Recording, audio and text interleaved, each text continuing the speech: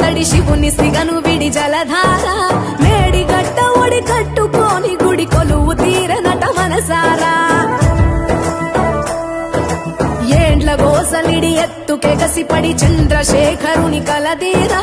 సొరంగాల వడి కాలువలుగా విడి గంగ పరుగులిడ ఊరూరా గోదారిని చేయి పట్టుకొని భూదారిన నడపంగా వరవల్ల ప్రాణహితకు వెనకడుగుల్లే నేర్పంగా వందలాది మేధావుల తెలివికి వేల కార్మికుల చెమటల బలిమికి లక్షలాది ఎకరాల కలిమిరా కాళేశ్వరం అదిగో